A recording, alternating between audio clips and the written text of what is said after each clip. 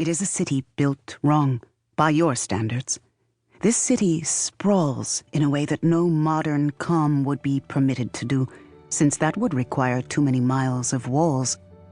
And this city's outermost sprawls have branched off along rivers and other lifelines to spawn additional cities, much in the manner of mold forking and stretching along the rich veins of a growth medium. Too close together, you would think. Too much overlap of territory. They are too connected, these sprawling cities and their snaking spawn, each unable to survive should it be cut off from the rest.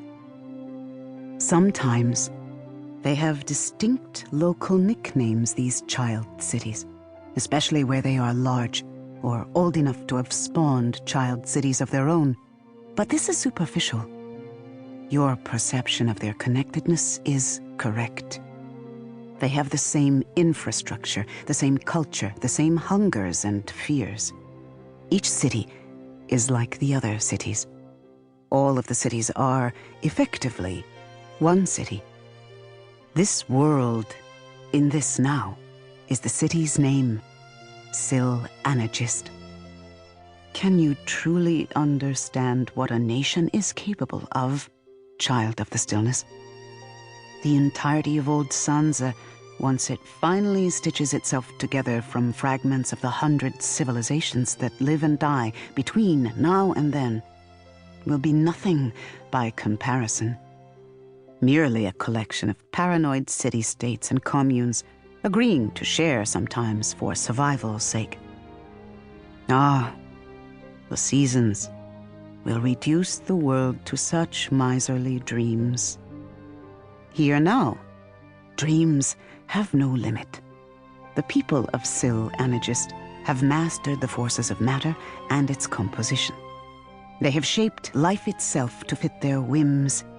They have so explored the mysteries of the sky that they have grown bored with it and turned their attention back toward the ground beneath their feet. And Sil-Anagist lives, oh how it lives, in bustling streets and ceaseless commerce and buildings that your mind would struggle to define as such.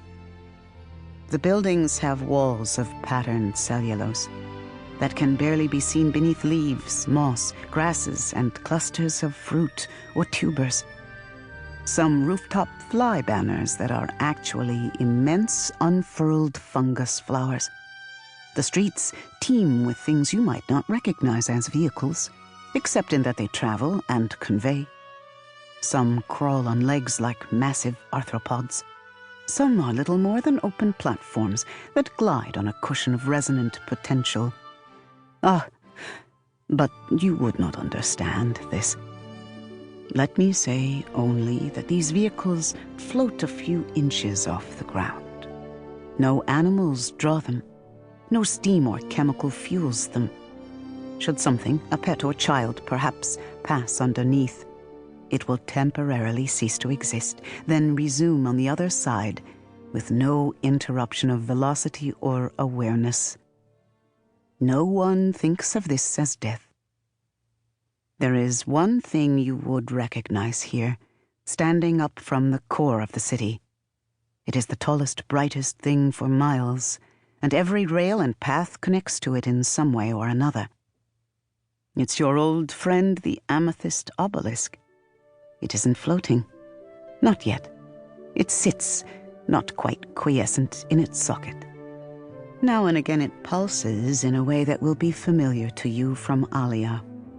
This is a healthier pulse than that was. The amethyst is not the damaged, dying garnet. Still, if the similarity makes you shiver, that's not an unhealthy reaction.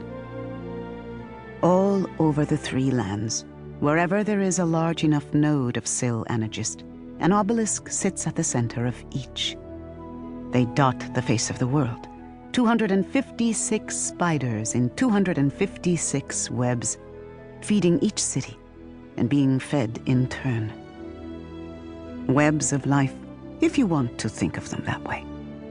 Life, you see, is sacred in Sil-Anagist. Now imagine, surrounding the base of the amethyst, a hexagonal complex.